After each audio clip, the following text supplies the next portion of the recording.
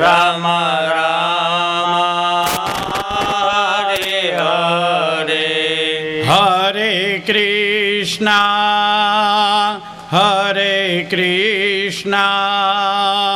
કૃષ્ણ કૃષ્ણ હરે હરે હરે કૃષ્ણ કૃષ્ણ કૃષ્ણ હરે હરે હરે રામ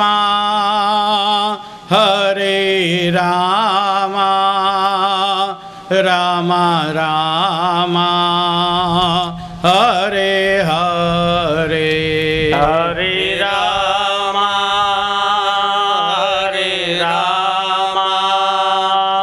રામ રામ હરે હરે હરે કૃષ્ણ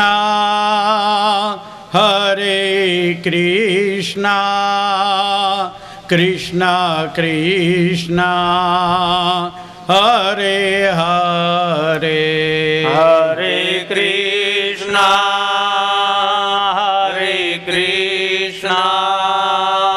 કૃષ્ણ કૃષ્ણ હરે હરે હરે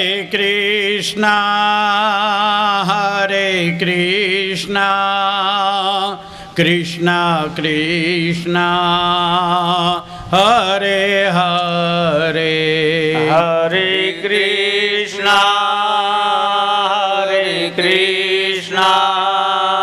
કૃષ્ણ કૃષ્ણ હરે હરે હરે રામ રામ રામ હરે હરે હરે રામ રામ રામ હરે હરે હરે કૃષ્ણ કૃષ્ણ કૃષ્ણ હરે હરે હરે કૃષ્ણ કૃષ્ણ કૃષ્ણ હરે હરે રામચંદ્ર ભગવાન કી જય ગિરિરાજ ચરણ કી જય બાલકૃષ્ણ લાલ કી જય દ્વારિકાધીશ કી જય રણછોડ રાય કી જય શ્રીમદ ભાગવત પરમ પવિત્ર જ્ઞાનની કથા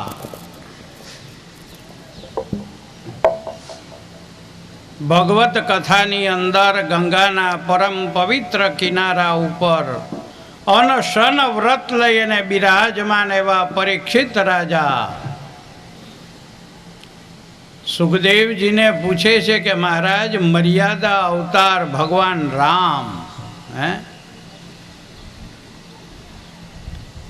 ગજેન્દ્ર હાથીનો ઉદ્ધાર પરમાત્માએ કર્યો. આ કથા મને થોડી વિસ્તારથી સમજાવો. અષ્ટમ સ્કંધની કથાની અંદર ગજેન્દ્ર મોક્ષની કથા આવે. ઘણા માણસો ભણેલા હોય ગજેન્દ્ર મોક્ષનો પાઠ કરે. અમારો અંગત અનુભવ છે. ઘણા એવું કહે કે જીવ ન જતો હોય ને તો અહીંયા ગજેન્દ્રનો પાઠ કરો તો ડોહીનો જીવ હોયો જાય નહીં જાય. મારી જિંદગીનો પ્રત્યક્ષ પ્રમાણ બનેલો અનુભવ, સાચો અનુભવ. ઘણા વર્ષો પહેલાં પોરબંદરના મોટામાં મોટા વેપારી પ્રભુદાસ વિઠ્ઠલદાસ માખેચા, એ પ્રભુદાસભાઈના ડોહીમાં 99 વર્ષની આજુબાજુ અને ગળામાં શ્વાસ આવી ગયો, જીવ જતો નહોતો. પ્રભુદાસભાઈનો ફોન આવ્યો મને, વિષ્ણુ મહારાજ. મેં કહું હા બોલો શેઠ, શું હતું? કે ભાઈ તમે હમણાં જ હાલો અને મારા મા બીમાર છે ને જીવ નથી જાતો, ગજેન્દ્ર મોક્ષના પાઠ કરવા. એમ કહું હાલો. એટલે અત્તરિયાર 5 બ્રાહ્મણોને ભેરા કર્યા. કોસવારી વાવ આગળ એનો બંગલો છે અમે 5-7 બ્રાહ્મણો અહીંયા ગયા અને એ પ્રભુદાસભાઈને ડોહીમાને ચોકે હુવરાવ્યા હતા, ચોકા ઉપર હુવરાવ્યા હતા. અને પ્રભુદાસભાઈને મેં સંકલ્પ કરાવ્યો, મમ માતુઃ સદ્ય મૃત્યુ પ્રાપ્તિ નિમિત્તમ. સદ્ય મૃત્યુ, હમણાં જ મોત આવી જાય એટલા માટે આ ગજેન્દ્ર મોક્ષના પાઠ હું કરાવું. મુખ સંકલ્પ મૂક્યો, બ્રાહ્મણને ચાંદલા કર્યા અને બ્રાહ્મણોએ ગજેન્દ્ર મોક્ષના પાઠ જ્યાં શરૂ કર્યા ને, જ્યાં 5 પાઠ થયા ને તો ડોહીમાં ચોકે હલબૈલા, પ્રભુ હા માં મારે બ્રાહ્મણની પૂજા કરવી. ચોકેથી ઊભા થયા અને અમારી પૂજા કરી, અમને ચાંદલા કર્યા અને અમને બધાને દક્ષિણા દીધી. એ પછી 7 વર્ષ જીવા. ગિરિરાજ ધારણ કી જય. તમારે પૂછવું હોય તો હજી પ્રભુદાસભાઈના દીકરા ભરતભાઈ માખેચા સત્યનારાયણ મંદિરનું સંચાલન કરે, એને પૂછી લેજો કે ભાઈ આ વાત સાચી છે, આ મારી જિંદગીનો અનુભવ. ગજેન્દ્ર મોક્ષનો પાઠ મરવા ટાણે ન થાય, રોજ કરવો જોઈએ. ભાઈ આ ગજેન્દ્ર અને એને હાથી વર્ગી ગયો, હાથીને જૂડ વર્ગ્યો ને આ બધું છે હું. એટલી ટૂંકામાં એક જ વાત છે, હૃદયરૂપી સરોવરની અંદર જીવરૂપી ગજેન્દ્ર હાથી છે. આને માયા મોહ આવા બધા જૂડ એટલે મગર વર્ગેલી છે. હે પેલા ગજેન્દ્રને એક જૂડ વર્ગ્યું તું, આપણે 7 વર્ગ્યા છો. આ માયા મોહ, મારું પારકું, પોતાનું અહંકાર, અભિમાન, હે આવા જૂડમાંથી મુક્તિ મેળવવાને માટે ગજેન્દ્ર મોક્ષનો પાઠ. હે ગજેન્દ્ર સરોવરની અંદર હતો અને એ વખતે જજાપ પરમમ જાપ્યમ, આગલા જન્મનો જે મંત્રનો જાપ કરતો ને એ મંત્રનો જાપ મરવાટાણે યાદ આવ્યો. અને એ વખતે એણીએ ફક્ત એટલું જ કહ્યું. શું કહ્યું? હે હરિ મારો ઉદ્ધાર કરો. મરવાટાણે ભગવાનને હે હરિ, હરતી ઇતિ હરિ, તમામ પ્રકારના દુઃખનો નાશ કરે, તમામ પ્રકારના કષ્ટનું હરણ કરે, એનું નામ હરિ. હરતી ઇતિ હરિ, હે જીવના તમામ દુઃખોનો નાશ કરે એનું નામ હરિ. તો પરમાત્મા એ વખતે ગરુડ ઉપર બિરાજમાન થઈ, સુદર્શન ચક્ર લઈ અને ત્યાં પધાર્યા. હાથીની સૂંઢ પકડી અને એક ઝાટકો માર્યો, હાથી સીધો સરોવરની બહાર. ભાગવતમાં તો એવું લખ્યું કે 1000 વર્ષનો ખેતાણનો કજિયો. આ કજિયો કવડો કે 1000 વર્ષ ખેતાણ. આ જ્યાં કાંઠે આવે તો ઓલું જૂડ અંદર લઈ જાય, જ્યાં પગ મૂકે તો ઓલો ઝપટ મારે એટલે અંદર. આમ કરતાં કરતાં 1000 વર્ષના અંતે પરમાત્માએ ત્યાં આગળ પ્રગટ થઈ ગજેન્દ્રના બંધનોમાંથી એને મુક્ત કર્યો. અને ત્યારે સુખ ભગવાન કહે છે કે રાજન, આ રાજામાંથી હાથી બની ગયો, હાથીમાંથી રાજા બની ગયો અને જૂડમાંથી ગંધર્વ બન્યો. તો આ કોણ હતા? ઇન્દ્રદ્યુમ્ન નામનો રાજા મૌન વ્રત ધારણ કરી અને ભગવાનની સેવા કરવા જંગલમાં પધાર્યો અને ગુરુએ માળા પહેરાવી, એનું અપમાન કર્યું. ગુરુને એમ કે આણીએ મારું અપમાન કર્યું. કિંચિત ધ્વનિમ વર્ધયે. તો અપમાન, રાજા આશ્રમમાં બેઠા બેઠા ભગવાનની સેવા કરતો તો પણ કેવી રીતે? મૌનમ, મૌન વ્રત લઈને. આપણા જેવું મૌન વ્રત નહીં હો, સાચું મૌન વ્રત. કાષ્ટ મૌનમ, લાકડું કંઈ બોલે એનું નામ મૌન વ્રત કહેવાય. વાતમાં બીજી વાત કરું, આપણે ઘણાય માણસોને જમવા ટાણે કે હું બોલતા નથી, ડોહીમાં જમવા ટાણે બોલે નહીં. એમાંય 11 રિયાઓ હોય અને બારસ નદી બપોરના લાયું ભરતી હોય હો પેટમાં. અને રોજ 12:30 ને બદલે 1:30 વાગે વહુ કે બા હાલો. એ બા જમવા બેહે. હવે ને ખબર જ હોય કે બાને 12 રોટલી જોઈએ. એને બદલે 2 પીરસીને ચમચો દાળ ને ચમચો શાક મૂકીને રહોડામાં વહી જાય. હવે આગલા દીની 11 હોય, 2 રોટલી દેખાય એટલે શું કરે? વાટકો પછાડે થાળીમાં. એટલે એ હોવ આ જમાનાની હો. બાદ દઉં? અરે હરગો આમ કરે. લે મેં જોયું જ આવું ઘણે ઠેકાણે. ક્યાં તો કે બા બોલતા નથી, કે ભાઈ બોલતા નથી, પાટી પેન રાખે પાસે. અરે પણ આવા મૌન વ્રતનો ઢોંગ કરવાનું તમને કોણીએ કહ્યું ભાઈ? શા માટે? આવું મૌન વ્રત કરવાની કાંઈ જરૂર નથી. મૌન વ્રત એટલે કાષ્ટ મૌનમ. ઋષિ નીકળ્યા પણ આણીએ માથું હલાવીને પણ ના બોલાવ્યા. અને ઋષિને ગુસ્સો ચડ્યો કે એલા હાથીની જેમ બેઠો જ હાથી થઈ જા. અને એ વખતે રાજાએ વિચાર કર્યો કે તપ કરવા આવ્યો ભગવાનનું અને હાથી થવું પડ્યું. ઋષિને બોલાવ્યા કે ગુરુ મન પડે ત્યાં તમે હરાપ આપી દો. આવી બધી સત્તા? હું અહીં તપ કરતો હતો, હવે મારાથી તમને બોલાવાય મૌન વ્રતમાં? હા, ભૂલ થઈ. પણ હવે તમે મને હાથી થવાનું કે વાંધો નહીં, તું હાથી થાજે, ભગવાન તારો ઉદ્ધાર કરશે. એ ઇન્દ્રદ્યુમ્નના રાજા હાથી બન્યો અને ગંધર્વ એ જૂડ બન્યો. જૂડ કોણ હતો? આગલા જન્મનો ગંધર્વ હતો. દેવલ ઋષિ કમર સુધી પાણીમાં ઊભી અને સંધ્યા કરતા હતા. અને એ વખતે ઋષિની મસ્કરી કરવા પાણીમાં ડૂબકી મારી અને ઋષિનો ટાટિયો ખેંચ્યો. ઋષિ દબાઈ ગયા પાણીમાં, મૂકતો નથી. એટલે ઋષિએ સાપ આપ્યો કે એલા જૂડની જેમ વળગો, જે હોય તે જૂડ થઈ જા. ગંધર્વએ બહાર આવીને કહ્યું કે અરે ગોર મહારાજ, હું તો જરાક મસ્કરી કરતો હતો. એલા મસ્કરી આવી હોય? કોઈનો જીવ જાય એવી? હવે તું વ્યાધિકરમાં ગજેન્દ્ર નામનો એક હાથી આવશે, એના પગમાં વીંટાઈ જાજે, એટલે ભગવાન એનો ઉદ્ધાર કરશે ને ત્યારે તારું પણ કલ્યાણ કરશે. ગજકો બંધ છોડાયો. પરમાત્માએ ગજેન્દ્ર હાથીનો ઉદ્ધાર. આ કથા શ્રીમદ ભાગવતમાં એક દ્રષ્ટાંત રૂપે આપી. જો આપણે સમજીએ, આપણા જીવનમાં ઉતારીએ તો ચોક્કસ આપણું પણ કલ્યાણ થાય.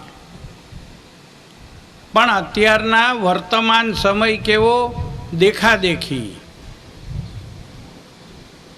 અમે તો કે આને માનીએ, અમે તો કે ઓને માનીએ, અમે તો કે આ માર્ગમાં નથી. અરે ભાઈ, તમે ગમે એને માનો,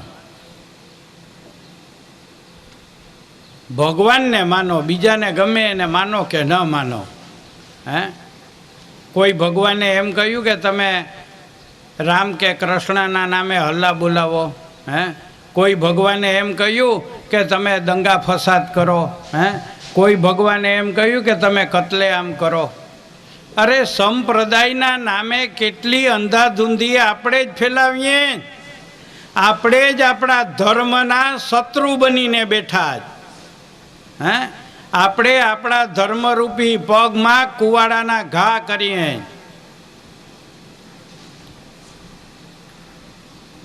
સ્વાધ્યાય કરો.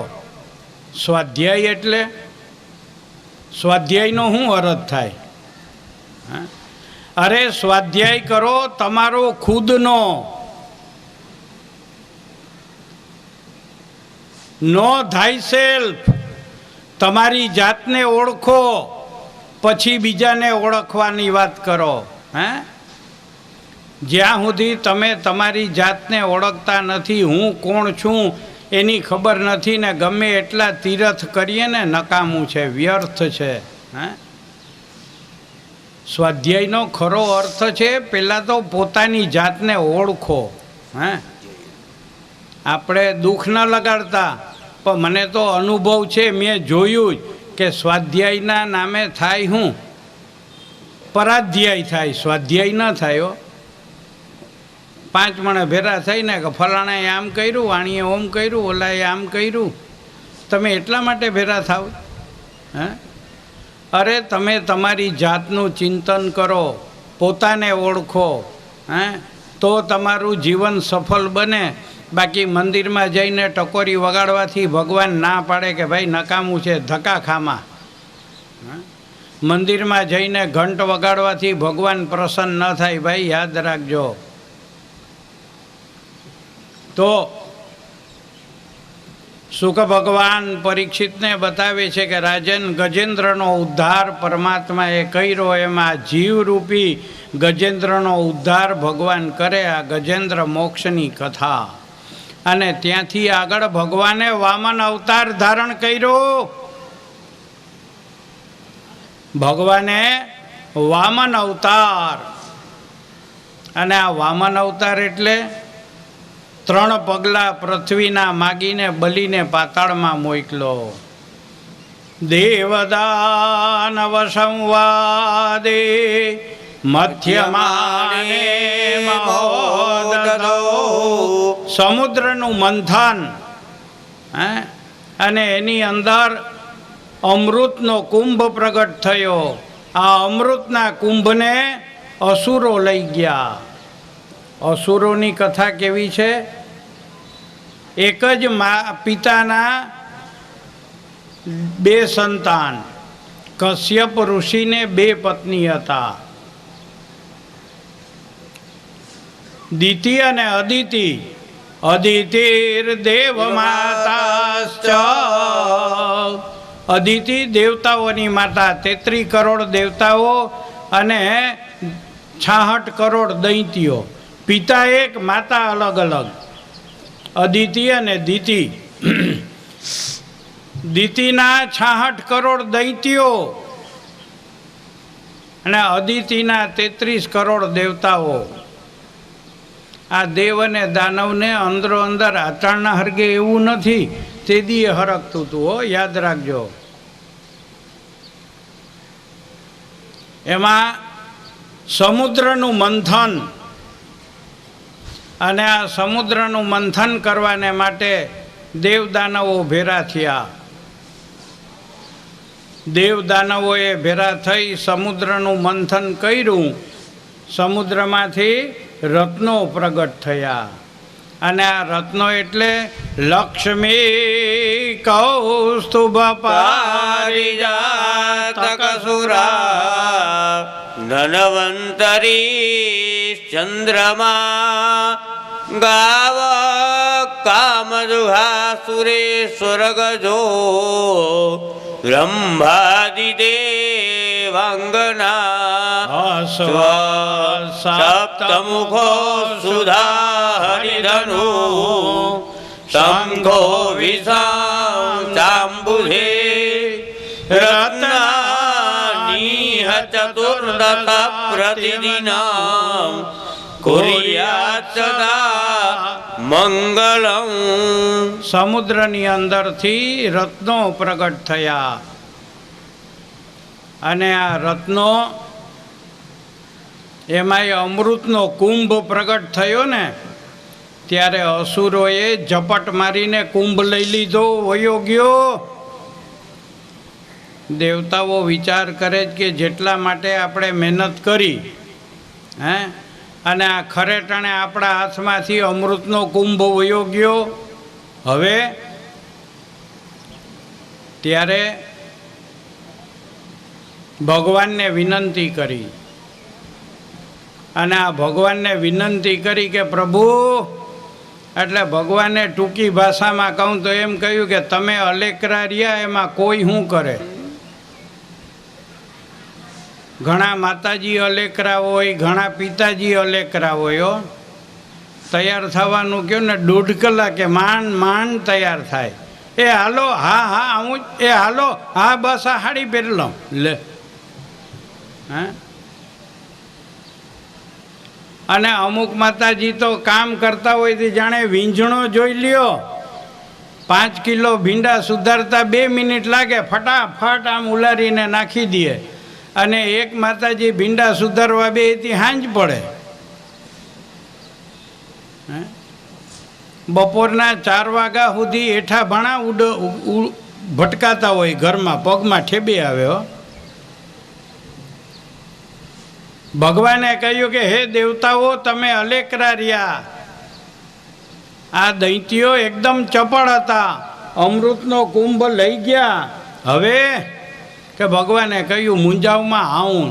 બોલો મોહિની ભગવાન કે મોહિની અવતાર. પરમાત્મા એ મોહિની અવતાર, જેને જોવા માત્રમાં જગત મોહિત થઈ જાય. આવું મોહિની સ્વરૂપ ભગવાન જ્યારે મોહિની બને, એ પરમાત્મા મોહિની સ્વરૂપ લઈ અને સમુદ્રના કિનારે પ્રગટ થયા.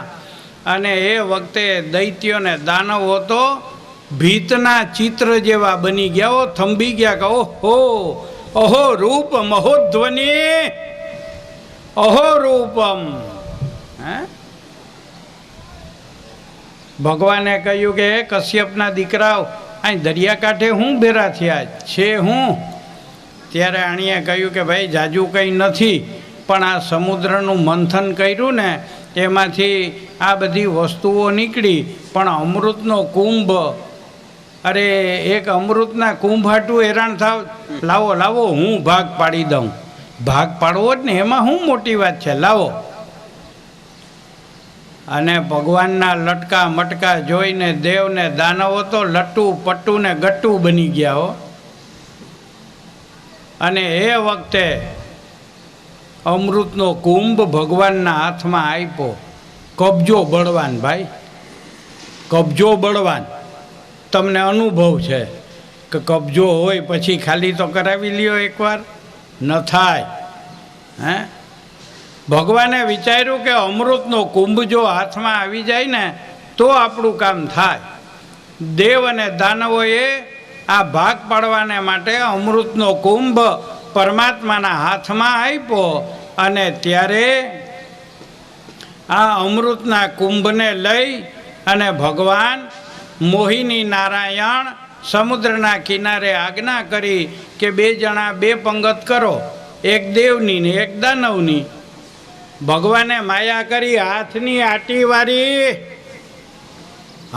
આટી વારીને એકને બદલે 2 ઘડા થઈ ગયા. એકદમ અદલો અદલો કાર્બન કોપી, પણ અંદરના માલમાં ફેર. વેપારીની દુકાને જાવ ને તો વાટકામાં મગ ને ચોરી ને ચણાની દાળ ને અડદ ને એવું બધું રાખ્યું હોય આગળ. એ આગળનો માલ એકદમ A1 હોય, પણ તમને પડીકું બાંધી દે ને એમાં થોડો કચરો ભેરો આવી જાય. આમાં કોઈ વેપારી માઠું ન લગાડતા, મારો તો અનુભવ છે એટલે કહું. અંદરના માલમાં ફેર.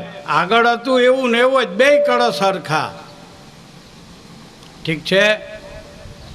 અમૃતનો વિભાજન, દેવતાઓને અમૃત અને દૈત્યોને મદિરા. હવે આણીએ કોઈ દી અમૃતનો સ્વાદ ચાખ્યો નહોતો, એને શું ખબર હોય કે આ અમૃત છે કે મદિરા છે? પી પીને માંડ્યા પાગલ બનવા. અને આમ કરતાં કરતાં સૂર્ય પછી ચંદ્રનો વારો આવે અને એને બદલે રાહુ, સિંહિકાનો દીકરો. અને આ રાહુને વિચાર આવ્યો કે આવી ત્યાં એકલી કંઈ હતું નહીં, આપણે આ ઘડો આપ્યો, આ એકમાંથી 2 ઘડા થઈ ગયા. પાછી હાથની આમ આટી વારી, સમથિંગ રોંગ. આમાં કંઈક પણ કાચું કપાઈ જો, આમાં કંઈક ખોટું છે. એટલે રાહુએ શું કર્યું, દેવતાઓની પંગતમાં તડાપ મારીને આવતો રહ્યો વચમાં. હવે સૂર્ય પછી ચંદ્ર આવતો તો એને બદલે સૂર્ય પછી રાહુ ને પછી ચંદ્ર. સૂર્યએ અમૃતનું પાન કર્યું, રાહુ પણ ખોબો ધરીને બેઠો તો પી ગયો. અને સૂર્યએ કહ્યું મહારાજ આ સામે વારો છે. એટલી વારમાં તો આ ઘૂંટડો ઉતારી ગયો. ભગવાને ચક્રનો ઘા કર્યો પણ અમૃત પી ગયો મર્યો નહીં. રાહુ અને કેતુ મૂળ જ્યોતિષના સિદ્ધાંત ગ્રંથોની અંદર 7 ગ્રહની જ વ્યાખ્યા છે, સૂર્યથી માંડીને શનિ સુધી. પણ આ રાહુ અને કેતુ હવે આ મરે એમ તો હતા નહીં, એટલે ભગવાને એને ગ્રહની પદવી આપી. પણ અસુર એટલે બધાય જમણી કોર ફેરો ફરે, આ ડાબી કોરથી ફરે, જેની હામો આવે એને ટારી નાખે હો. અને વિજ્ઞાનના નિયમ પ્રમાણે પણ જ્યારે સૂર્યની સામે રાહુ આવે ને ત્યારે ગ્રહણ થાય. જ્યારે ચંદ્રની સામે રાહુ આવે ને ત્યારે ગ્રહણ થાય. વધારવાની જરૂર છે. તો આ રાહુએ 7 ગ્રહોને પોતાના સકંજામાં પકડી લીધા. દક્ષિણ ભારતના ગણિત પ્રમાણે, સાઉથના ગણિત પ્રમાણે રાહુ અને કેતુની વચ્ચે જ્યારે પણ ગ્રહો દબાઈ જાય એને કાલ સર્પ નામનો યોગ કહે. એવો એક નહીં, જન્મ કુંડળીના 12 સ્થાનના 12 પ્રકારના કાલ સર્પ બને. અને એના પણ 12 144 પ્રકારના કાલ સર્પ યોગ છે. અનંત વાસુકી પદ્મનાભં ચ કંબલં શંખપાલમ ધાર્તરાષ્ટ્રમ તક્ષકં કાલિયં તથા એતાની નવનામાની નાગાનામ ચ મહાત્મનૌ સાયં કાલે પઠે નિત્યમ પ્રાતઃ કાલે વિશેષતઃ. આ કાલ સર્પ મતલબ કે રાહુના પ્રભાવથી આવું બધું બને. સમુદ્રના અમૃતનું મંથન થયું, સમુદ્રનું મંથન થયું, અમૃત પ્રાપ્ત થયું અને દેવદાનવોનું યુદ્ધ થયું અને એમાં અસુરો હાર્યા. અને એ વખતે જેના દીકરા દુઃખી હોય ને એની માને શાંતિ ના મળે. જેના પુત્રો દુઃખી હોય એની માતાને શાંતિ ન હોય, એની માને એમ થાય કે હાય રે મારા દીકરાનું શું થાય. એક વખત સંધ્યાના સમયે કશ્યપ દિતિના આશ્રમમાં પધાર્યા. દિતિને એકદમ ખિન્ન જોયા અને એ વખતે કશ્યપે પૂછ્યું પતિ ધર્મથી કે કલ્યાણી, સ્ત્રીનું નામ છે કલ્યાણી, કલ્યાણ તરફ લઈ જાય એને કલ્યાણી કહેવાય. કશ્યપે કહ્યું કે કલ્યાણી તમે આજે ખિન્ન કેમ છો, આજ તમને શું તકલીફ છે? ત્યારે એણીએ કહ્યું કે મહારાજ મારા દીકરાઓ દુઃખી છે, મારા દીકરાઓને રાજ મળે ને આવું મને વ્રત બતાડો, દેવતાઓને હરાવે આવા દીકરાની મારે જરૂર છે. અને એ વખતે વ્રત કર્યું. એ વ્રતના પ્રભાવમાં ભગવાનને ખબર પડી અને પરમાત્માએ વ્રતમાં વિઘ્ન કર્યું. પછી અસુરોના હાથમાં સત્તા આવી. પણ અસુરોના હાથમાં સત્તા આવે એટલે બલિરાજાને વિશ્વસૃજ નામનો યજ્ઞ કરાવ્યો. અને આ વિશ્વસૃજ વિશ્વમ જયતી ઇતિ વિશ્વજીત, આખા વિશ્વને જીતે આવા યજ્ઞ કરાવ્યા. મંત્રાધીનમ જગત સર્વે મંત્રાધીનંચ દેવતા તે મંત્રે બ્રાહ્મણાધીના તસ્માત બ્રાહ્મણ દેવતા. મંત્રાધીનમ જગત સર્વે, મંત્રથી જગત આધીન છે. તમે રાંદલ માતાજીના 2 લોટા તેડ્યા હોય, બ્રાહ્મણ આવે અને સ્થાપના કરાવે, 24 કલાક થાય, બીજે દી આવીને એની ઉત્તર પૂજા કરાવે અને 2 દાણા ચોખાના છટાવે અને કહે કે હવે માતાજીને કહો કે તમારા સ્થાનમાં પધારો. તો એ મંત્રથી માતાજીનું આવાહન અથવા તો કોઈ પણ દેવ એનું આવાહન થાય અને એ જ મંત્ર દ્વારા પાછું વિસર્જન થાય. એટલે શાસ્ત્રોમાં કહ્યું કે મંત્રાધીનમ જગત સર્વે મંત્રાધીનંચ દેવતા તે મંત્રે બ્રાહ્મણાધીનમ તસ્માત બ્રાહ્મણ દેવતા. બ્રાહ્મણને દેવ કહેવાય. શા માટે?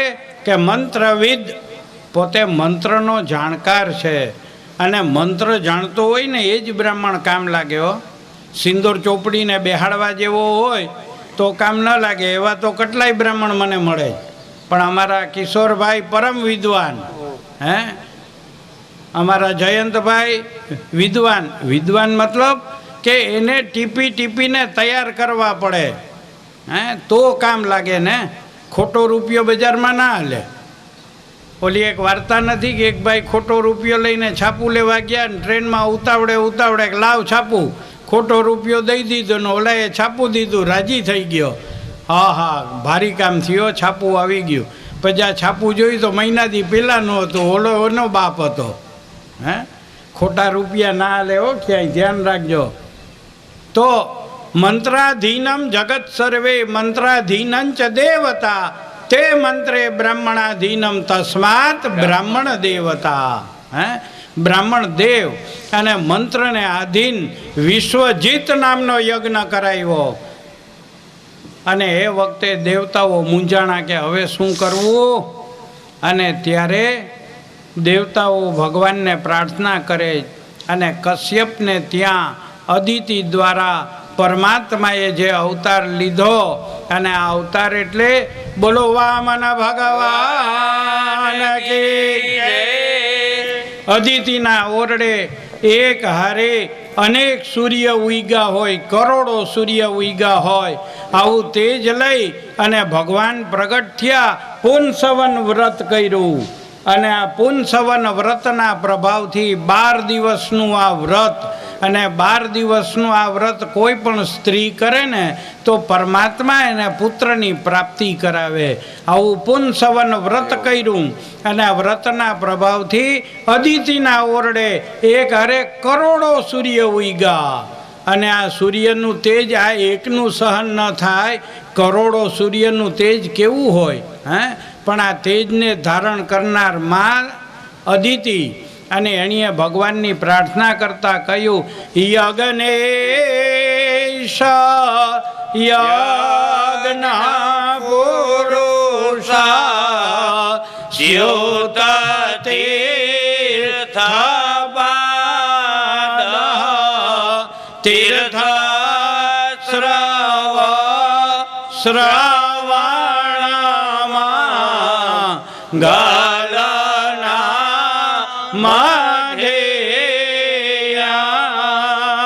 આપન્નલો કવ્રજીનો પસમો દયાલ્ય શૌન ક્રોધી સભગવૌ નસિદી નાથ દીનનાથ સન્નઃ ક્રધીશ ભગવન નશી દીનનાથ. હે દીનનાથ, ભગવાન કેવા છે? તું દયાલ દીન હો. હે, પરમાત્મા દીન દયાલ. કોઈ માણસ બહુ ભણી ગયો હોય ને તો એના નામ આગળ ડિગ્રીઓના આમ હાર થાય. MBBS ને PhD ને MA PhD ને LLB ને કંઈક એવા નામ આગળ ડિગ્રીઓ લાગે, CA ને. હે, અરે વાત બધી સાચી, પણ ભગવાનના નામ આગળ ભાઈ એક ડિગ્રી લાગે. અને આ કઈ ડિગ્રી છે? દીનદયાલ, DD. હે, દીનદયાલ બહુ અઘરું છે હો. ભગવાનના નામ આગળ દીનદયાલ. દીનદયાલને અરજી લખો ને એટલે સાંભળે હો. અહીંની સરકાર તમારી અરજીને કંઈ જવાબે ન દે, પણ ઉપરની ગવર્મેન્ટ એટલી પાવરફુલ છે કે એને જો તમે અરજી લખો ને DD કરીને તો એ તમારો DD લઈ લે. હે, દીનદયાલ. ભગવાનના નામ આગળ છે દીનદયાલ. એટલે દીન, દીન એટલે ગરીબ. ગરીબ એટલે પૈસાથી ગરીબ? અરે ના ભાઈ, પૈસાનું અહીંયા કંઈ ના ઉપજે. હે, તમારી ધન દોલતનું કાંઈ ના આવે. ભગવાનની આગળ જાવું તો દીન બનીને જાઓ. હે, દીન બનીને એટલે દિલથી દીન બનો. આ દિલને નીચોવી નાખો. હે, અને જો તમે એની આગળ દિલથી ગરીબ બનીને જાઓ તો ભગવાન તમારી વાત સાંભળે. હે, અને જેટલાની વાત એની સાંભળી જ ને એ બધા દીન, અને એના ઉપર દયા કરી એટલે દયાળ. હે, મીરા ઉપર કરી, મહેતા નરસિંહ ઉપર કરી, સખુબાઈ ઉપર કરી. આવા તો લાખો ભક્ત છે જેના નામ પણ મારા જેવા ના આવડતા હોય. હે, અનેક ભક્ત ઉપર જેણીએ આટલી કૃપા કરી. કેમ? તમને અનુભવ છે ને અનુભવ? અમુકને ખબર છે પણ આમ ખબર નથી. 4 ભાષા ભેરી કરીને બોલ્યા જ કોઈ દી નથી બોલ્યા? 4 ભાષા ભેરી કરીને બોલ્યા હોય હાથ ઊંચો કરે, લ્યો. કોઈ નથી બોલ્યા? અરે બોલ્યા જ પણ તમને ખબર નથી. જો હું હમણાં સમજાવું તમને. હે, મારી સમજાવવાની પદ્ધતિ અસલ ગામડાઈ પદ્ધતિ છે, એટલે સમજો. પરા, પશ્યંતી, મધ્યમાં ને વૈખરી, આ આટાના સામાન્ય ભાષા આપણે બોલતા હોઈએ ને એને વૈખરી વાણી કહેવાય. એમાંય ન જોતા મહેમાન ઘરે આવે ને, આવો. હા, એમાં એ તમારી મને ખબર નથી, પણ અમારા કનોજિયા બ્રાહ્મણમાં તો વહુના હગા આવે ને, વહુના હગલા આવ્યા, આવો. હા, તમારી વાત નથી કરતો. મારા ઉપર જ પાઘડી પહેરાય ને બીજાને શું કરવા? હે, છોણકામાં આમ, આવો. ઠીક, હવે ઓલો ગયો એને કંઈ ભાગી તો ન જાય, જવું જ પડે. કાં તો કે વહુના હગલા આવ્યા હશે ભાઈ. ઘણાય તો એવું કહે હો કે વહુના હગલા પગની પગરખું કહેવાય. પણ એને એ ખબર નથી કે કોઈ એડી દાસનું હોય ને, કોક બાટાનું હોય ને, કોક ચામડાનું ચાલુ હોય, પણ આ પગની ધૂળ ઉડે નહીં, માથે ચડી જાય. હો, યાદ રાખજો. એટલે બીજાને નબળા ન ગણતા કોઈ દી પણ. હે, બહુ અઘરું છે આ. એટલે એક સામાન્ય ભાષા જે આમ વૈખરી વાણી કહેવાય. પછી કોક નજીકનો હોય, ઓળખીતો હોય ને, ઓહો આવો, ટોન બદલી જાય. અને એનાથી કોક વધારે નજીકનો હોય તો અરે આવો આવો આવો. હા, એમાં ઘરમાં નાની વહુ હોય ને એની ઉપર જ ધોહ બોલતી હોય, ફલાણું કર નાખ, ઢીકણું કર નાખ. હા, શું કરે ઓલી, ક્યાં જાય? પનારો પડ્યો, ભાગી તો ન જાય. હે, તો એમાં મેં અનુભવ કર્યા જ. આ મારા બ્રાહ્મણોની ભેરો હું કામ કરવા શીખવા જતો ને, એ આ કર, ઓલું કર, પગ વારીને ના બેહવા દે. 12 કલાક ઢેડા કરાવ્યા જ મારી પાસે, મેં કર્યા જ.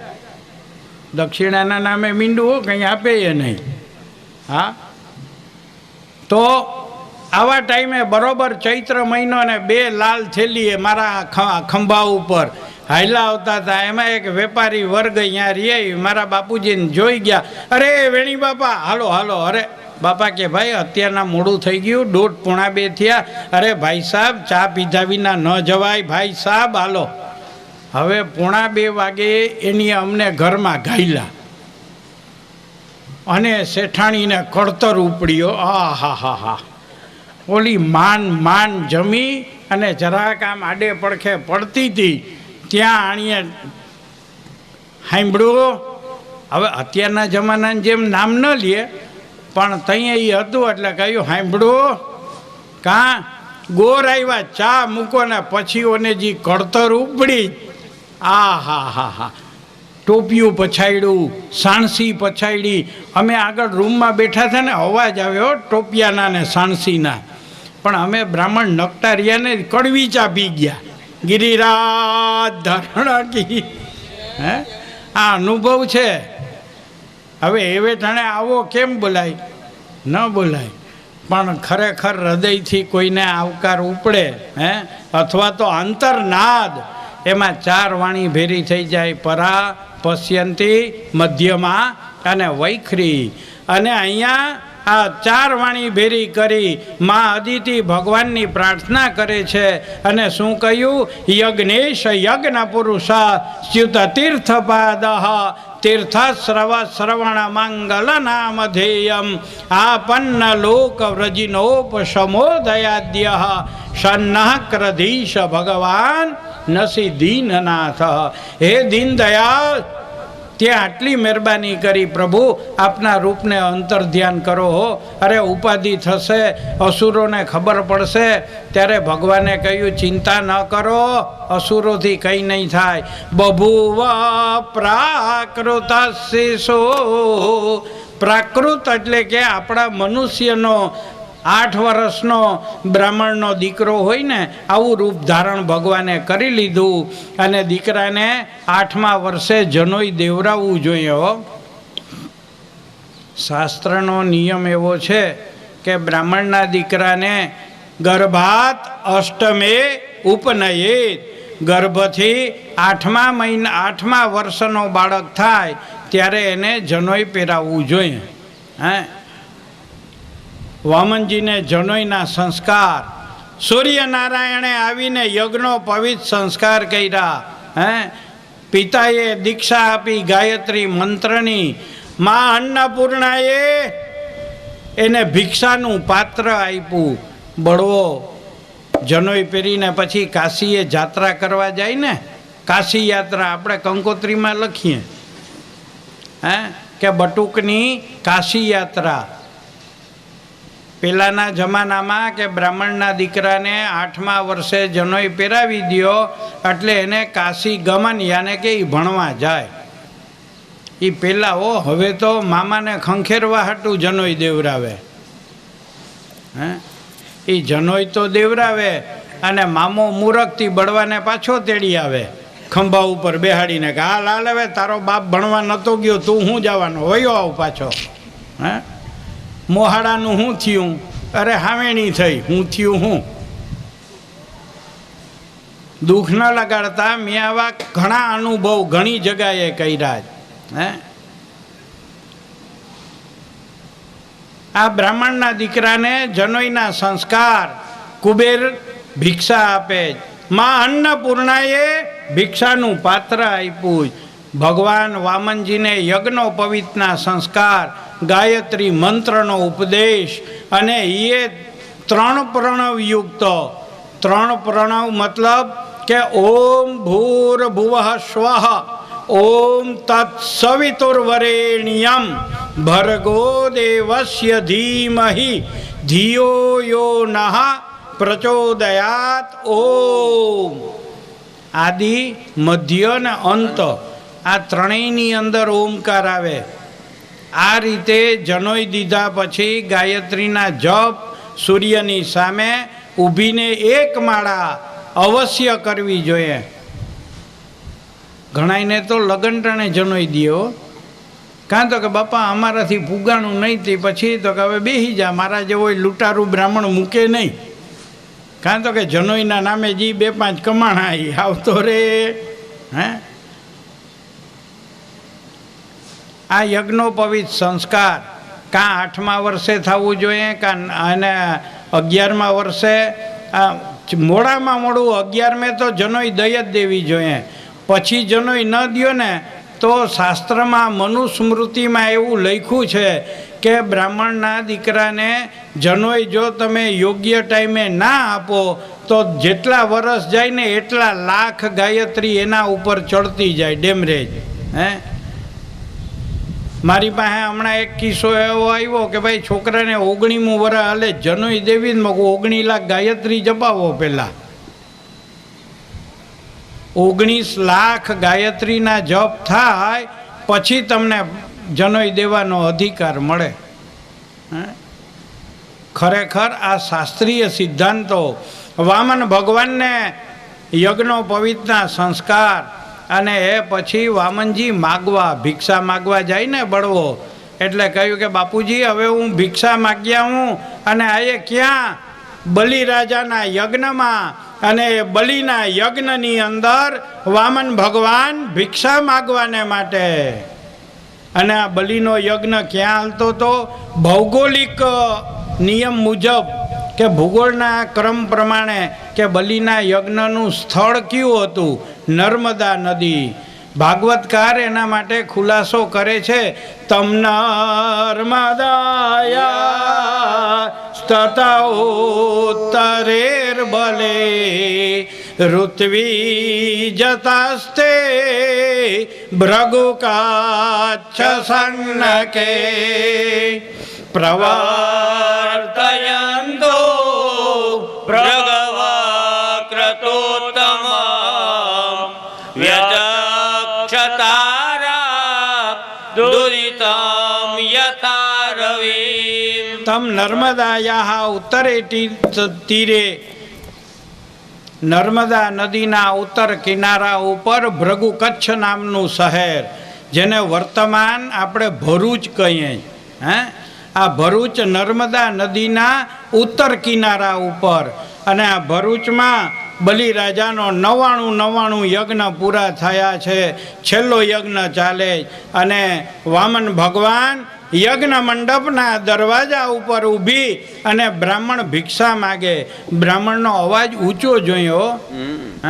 બ્રાહ્મણ નીચા હાથે ન બોલે, ઊંચા અવાજે બોલે, ભવત ભિક્ષા દે. ભીખ માગવી જ ને. ભગવાન ભીખ માગે. સમજો, વામન ભગવાને સવાલ કર્યો. એક ગામડાના કવિએ કહ્યું કે ભાટ બ્રાહ્મણ અને કુવાડિયા જો મુખ મોરા હોય, ઓલો ન કાપે લાકડું, ઓલાને ના આપે કોઈ. કુવાડીનું મોઢું પણ તે જોયો, થડ ઉપર એક ઘા કર્યા ભેરું તો 2 કટકા કરી નાખે. અને બ્રાહ્મણનો અવાજ એ ઊંચો હોવો જોઈએ. કાં તો કે અટાણા તો ફ્લેટ સિસ્ટમ છે, ઉપર શેઠાણી હોય, નારાયણ પ્રસન્ન ધર્મની છે, કોઈ લોટ ના આપે. ઓલી બેઠી હોય ત્યાં અવાજ પૂગવો જોઈએ. આ વામનજીએ અવાજ કર્યો અને એ વખતે બલિની નજર પડી. બલિ રાજા વિચારમાં પડી ગયો કે સાક્ષાત સૂર્ય, આ કોણ, કેવા છે?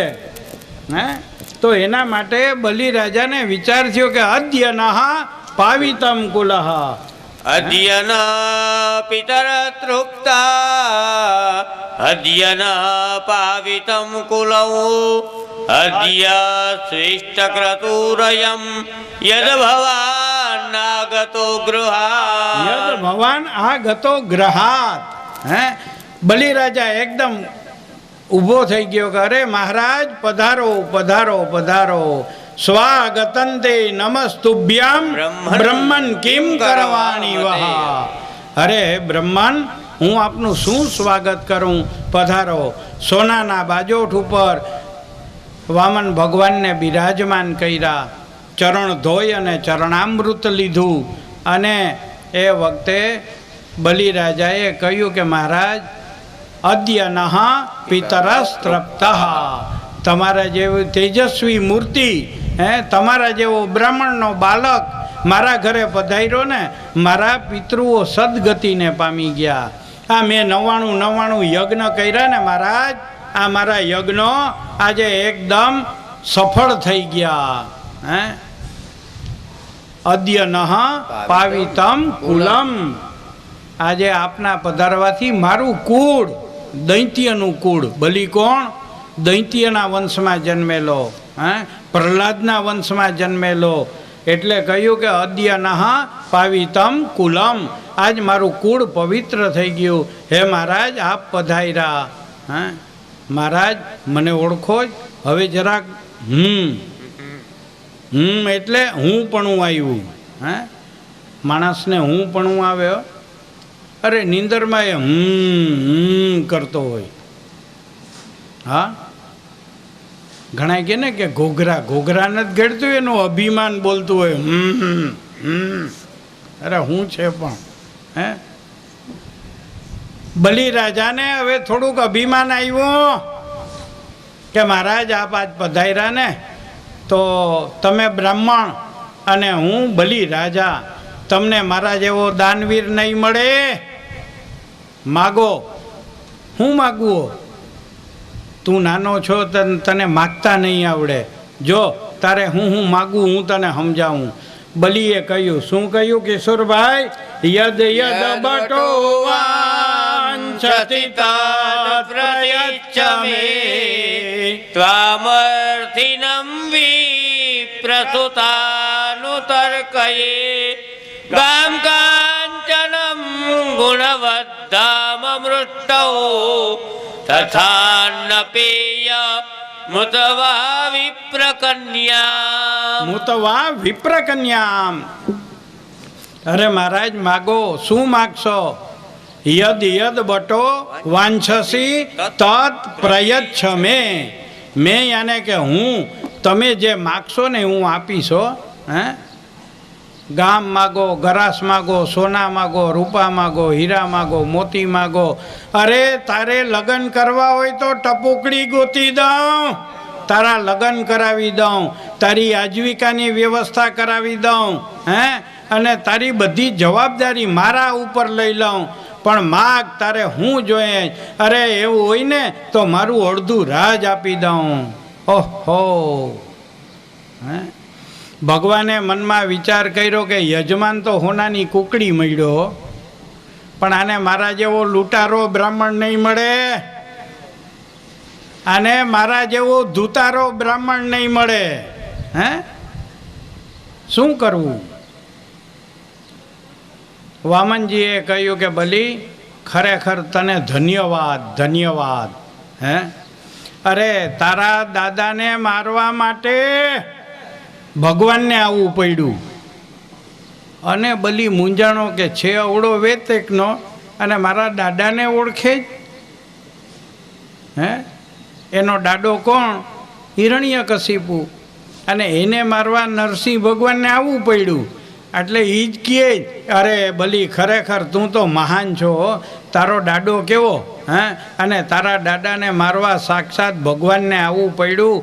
તું ભાઈ બહુ મોટા કુળમાંથી આવ્યો. એટલે બલીએ પૂછ્યું કે પ્રભુ મારા દાદાને ઓળખો? ભગવાને કહ્યું કે તારી 71 પેઢીને ઓળખું, તને નહીં, તારી 71 પેઢીને ઓળખું. કરતો અકર્તો અન્યથા કરતો. હે, ન થાય એવું પણ જે કરી શકે. હે, અને જેણીએ આ આખા જગતનું સર્જન કર્યું.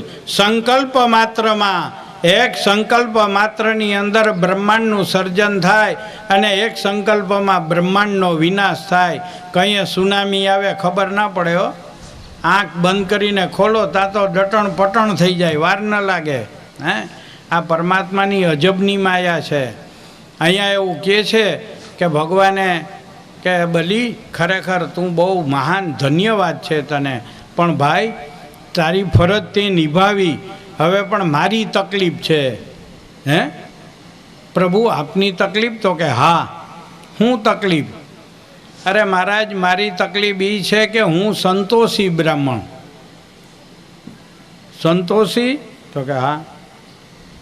જો ભાઈ મારે તારા ધન દોલત રાજપાટ એ કંઈ ના ખપે તો પણ મહારાજ બોલો હું જોઈએ? કે મારે તો ફક્ત મારા 3 પગલાં ધરતીના મને દાનમાં જોઈએ. ત્રીણી પદા વિચક્રમે વિષ્ણુર્ગોપાદાભ્ય. હવે જો તારે દાન દેવું હોય ને તો મારા 3 પગલાં ધરતીના મને દાનમાં દે. અને હાંભળા બેરું બલિરાજા ખડખડાટ હસવા લાગ્યો. અરે હે બ્રાહ્મણના દીકરા, તારી વાણી તો વાચસ્તે વૃદ્ધ સંમતા. હે, ગલઢાને હરમાવે એવી તારી વાણી છે, પણ તારામાં સ્વાર્થ બુદ્ધિ નથી. વામન એના અવળા કવળા 3 પગલાં, આ 3 પગલામાં શું થાય? કંઈ ન બને હો. કે જો ભાઈ મને મારી વસ્તુમાં સંતોષ. યાદ રાખજો, કુદરતે તમને જે આપ્યું એમાં જ્યાં સુધી સંતોષ નહીં થાય ત્યાં સુધી જગતની સંપત્તિ આવી પડે ને તો એ સંતોષ ન થાય ભાઈ. હે, કુદરતે જે મીઠું રોટલો આપણા ભાગ્યમાં આપ્યો એમાં સંતોષ માનો. વામન ભગવાન કહે છે કે મહારાજ હે બલી, મારે જાજુ કંઈ નથી જોતું, મારા 3 પગલાં ધરતી તું મને દાનમાં દે. હે અને એ વખતે વામન એના વચન સાંભળી અને બલિએ કહ્યું કે ભલે મહારાજ, જો તમારે એમ જ હોય 3 પગલાં ધરતી જોઈએ તો હું આપું, હું આપીશ. આવું વચન આપ્યું. અને આ વચન આપવા માત્રમાં બલિરાજાના ગોર હતા શુક્રાચાર્ય. આ શુક્રાચાર્યને વિચાર થયો કે આ કેનો દીકરો, આ કેનો દીકરો. હે અમારા બ્રાહ્મણ સમાજમાં લગભગ ને અમે ઓળખતા હોય કે આ ફલાણાનો, આ ફલાણાનો.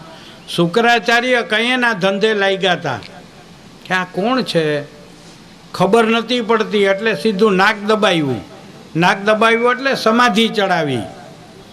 સમાધિ ચડાવવામાં તો શુક્રાચાર્યને ખબર પડી ગઈ. એટલે ઓલા યજમાનને બોલાવે છે, ભાઈ બલિ અહીંયા અહીંયા. બલિએ વામન ભગવાનને કહ્યું કે મારા ક્ષમા કરો, મારા આચાર્ય મને બોલાવે છે, હું જરા જવાબ દઈ આવું. કે ભલે જાઓ. ભગવાનને થયું કે આ નાચકણામાં કૂદકણું કેમ થયું, પણ હવે યજમાનને એમ તો ન કહેવાય કે આઈને અહીં ઊભો રહે. હા ભલે જા, જવાબ દઈ આવ. બલિરાજા જવાબ દેવા ગયા અને આચાર્યનો મગજ ધુવાડા બંધ હો. આચાર્ય શુક્રાચાર્યએ કહ્યું કે તું આને ઓળખ જ. એષ વૈરોચનેર સાક્ષાત ભગવાન વિષ્ણુ રવ્યયા કશ્યપાદિતિર્જાતો દેવાનામ કાર્ય સાધક. એલા બલી, તું કહીએનો 3-5 તેની હારે કરત, તું એને ઓળખ જ. એ સહ વૈરોચનેર સાક્ષાત. આ સાક્ષાત નારાયણ છે.